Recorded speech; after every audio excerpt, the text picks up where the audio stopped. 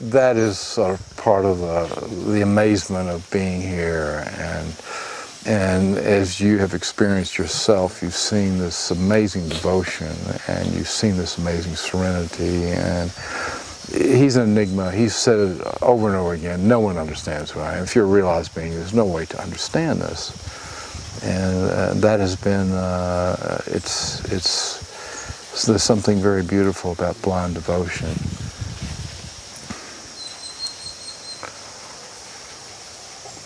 So he will eventually die.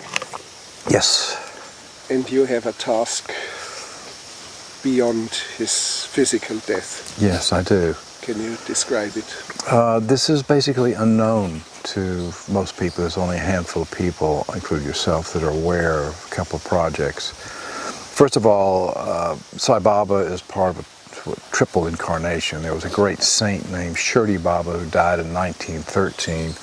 He lived a very secular life and was very few devotees, and mostly around Bombay. Shirdi is a town that they named after him that's 60 miles from Bombay.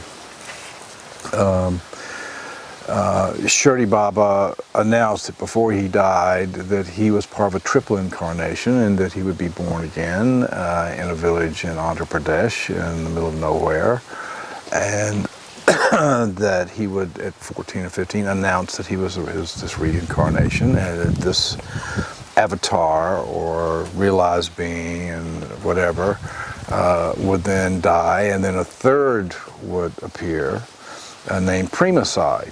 And so this is the lore. And at 14 years old, Sai Baba announced that he was Shirdi Baba reborn. And he started his first ashram at 14, and his first devotees, and it all began there. And he's been doing the same thing every day, which is this darshan coming out twice a day and moving among his devotees since that time, from this village, which is impossible to get to. And in those days, you couldn't even get here by bullock cart. Anyway, Shirdi Baba, it's very interesting because Shirdi Baba now has 100 million devotees as well. They have built temples to him all over India. They have built temples to him. It's almost like he's been brought up to this proof level of this strange, mystery. Temples are being built all over Indonesia. England has some. They're built in America. They're opening everywhere. And Sai Baba announced who he was. He rarely talks about Shirdi Baba. He has a picture of him in his temple, and he's referred to him a couple of times, especially personal things about his life and what he said or what he did. Nothing was ever written about him. No one ever met him. No one ever knew him. Very few people came in contact with him that could tell the story after 1913 when he died at an elderly age. Sai Baba's here. Sai Baba has announced that he will die at 96, which he did when he was in his 20s. He's also recently announced, I will go according to the plan. I can leave my body anytime I want. And then 2 years later, Prima Sai will be born. He has announced the area of India where he will be born, and it's part of this triple incarnation. It started with this saint that died in 1913. As far as the projects are concerned, I guess being Sai Baba's builder and his rock, his foundation man, his glue in a way, he has asked me, he called me in and gave me explicit instructions to build a vault for ancient wisdom that after his death, this is supposed to be the end of a third Yuga or age, and this is the Kali Yuga. This is supposed to be the darkest time that man has ever been in. The mind-body experience is so overstimulated that the outward journey is the only journey, and we're looking for the transient things, the gold, the silver, the jewels, sensation, whatever out there, and as in practically the Tao and the Talmud, and you can go through every text, they all talk about this golden age will come, and when it does, suddenly the inward journey, and that there will be peace, and it will not be I and me as a consciousness, it will be we and us, and it'll be a collective, and this will be the golden age where we fell from the garden, we'll be brought back to the garden, and it's well documented. Let me ask you specifically about yourself. Yes. When Sai Baba dies, not if he dies, but when he dies, would that mean a sudden void inside of you? No, not at all. This hard to explain. I've been to Ramakrishna's ashram, who died in 1865, and I felt his presence there. I've been to Amarnath and Kadranath and the places where these great divine beings are supposed to be, and I felt their presence there. That which has never been born never dies. Ramakrishna, who died in 1865, had the unique ability to he had 12 disciples. He could give them enlightenment. He gave all 12 enlightenment. His most famous is Vivekananda, who did many writings and is very famous. But they never die, so these shrines remain, and they have devotees. There is a Ramakrishna temple in Bangalore that I go to on Bull Temple Road, which has about 500 people come every night for bhajans. He died in 1865. Mahana Maharshi, who lived in one of the most famous sacred spots in India, died in 1950. He has tens of millions of devotees that come to his ashram to just be near the vibration every day. People go to Jerusalem because they want to go to the sacred place where Jesus was supposedly born, and they go to Lourdes because this is where the Virgin Mary appeared, and it's a sacred place. They go to Mecca because this is the spot where Muhammad did such and so forth and so on. So it's a combination of folklore, spirituality, and super reality. So what will happen when he dies, because he is a great distraction, people come here, and about 7 or 8 million people a year come here now. And to me, he's a great distraction. That was what was the 15 years of not talking to me was all about, so that I would evolute. You're either here to evolute or devolute. And when this controversial character who says I'm a realized being goes, then the only thing that's left, as it was with Buddha, as it was with Muhammad, as it was with Moses, as it was with every religion, the only things left are the books. And the way people find their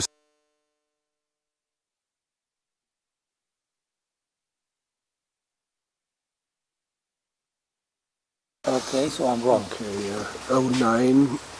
sound okay? Yeah. Me, yes. Okay, yeah. What remained unfinished? It's actually about 10 minutes. No, there was the last sentence. Yes, what we're What did talking. he say? He was talking. Oh, about the ashram, what will happen after he goes. Yeah, after he goes. So the books are remaining, yes. Yes, what happens again is in India they call it the Jyoti light is turned on. If you go back and look at all of these great masters, saints, holy men, whatever you want to call them, they never had devotees. Jesus Christ had 12. He said 4 of them didn't know who he was. The Buddha, who became enlightened after meditation under a tree for some years, had 5 guys. The first great avatar known in history through the Vedas was Lord Rama. He was supposed to be the first God-man on the planet, known God-man.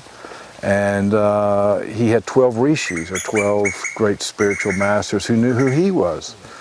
And it goes on and on and on and on. They always just had a handful. Muhammad had a handful, and so forth and so on. So it's very unique that this guru in this modern time has all of these world devotees and world service organizations and all this going on. But it is, if you are not a spiritual person, it's very easy to say this is a bunch of bunkum, and if you are a Hindu, it's very easy to say this is our national treasure. But if you're a Christian, you can say this is these people are going to burn in hell for eternity, and if you're a Jew, you can say this is an impossibility because it's a Jehovah only, and so you know, it's bizarre, but what I know will happen when he's a distraction. There's something called Maya, which is the delusion of the world. And those 15 years that he did not speak to me is because he didn't want his form to get in the way of my evolution.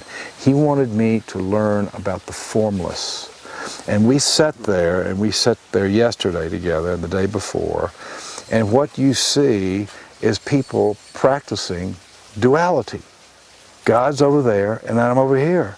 It's so paradoxical because, in fact, all of Sai Baba's teachings, it says, you are God, I am God, you are the formless, I'm the formless, I'm nothing more than a reflection of you, yet the second he appears on the scene, it becomes duality. What about you, your form? Let's speak of your form. Where will you die? I will die here, more than You're likely. certain? Yes, yes. And when? How will you die? How will you die? I have no idea. I have no earthly idea. I've come. State of mind in which I don't ask whether you are going to die. Well, I hope. Stroke.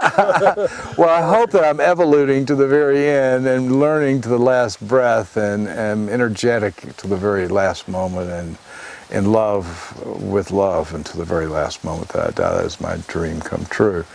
Suddenly, 2.5 years ago, I came here and Sai Baba said, you stay here with me the rest of your life, out of the blue. I'd been coming here for almost 40 years. I have been here hundreds of times, 4, 5, 6 times a year. Whenever I get away, 2 weeks, 2 months, 2 days, this, that. I've done work for him, I've done this, I've done that. And suddenly he said, you stay here for the rest of your life with me. And this is a certitude. Yes. Inside of you. In fact, it was an honor. I'm the only Westerner that sits among his inner sanctums of basically very sophisticated Indians and of high power, spiritually or in other ways. I sit in the primary chair, on which, unless there's a guest who sits in front of me or next to me, you can't see anybody but me from sitting out there where you sit. He's put afraid of dying? Having already done it once, I suggest it. I'm afraid of not meeting my destiny. That's the only thing I'm afraid of. I want to meet my destiny. You see, if there is such a thing as karma, which is the first law of physics and metaphysics, for every action there's a reaction. The fascinating thing is there's 2 concentric circles that are occurring during life. One is you are creating more karma, at the same time you are destroying old karma. So this series of lifetimes, if you believe it, this existence is really a blink in the totality of the thousands of lives that I may have had. And in fact, I've been blessed to be taken back to many, many of these lives by Sai Baba through unique circumstances. So in my mind, and I'm not trying to convince anybody because no one's going to believe me anyway, this is a great honor. And shortly after coming and saying this is my duty to be with my master, it's a great honor. There are very few people, except for people running hospitals and this, that he's asked to stay and be here and be at his feet. I mean, he gets in and out of his automobile 2 feet from me, and he pays a lot of attention to me, and he's very kind. He's given me a lot of instructions. How does he call you? Well, it was funny in the early days. In the early days, he used to make fun of me every time I would come, and I'd come up onto the veranda. He'd go, "Oh, look, everybody, it's Tigrett. It's Tigrett is here." And I just like this. But he calls me Tigrett. He calls me Tigrett. And he's told everyone that this is my tiger, and he's very dangerous, and you leave him alone. And he's protected me from the politics of the organization and everything else. And it's which might be Byzantine. Which is as dangerous. It's like a medieval king in his court. They'll kill, lie, cheat, steal, get close to the king. It's human nature at its best. This is a microcosm of the entire world is here, which makes it so even more fascinating.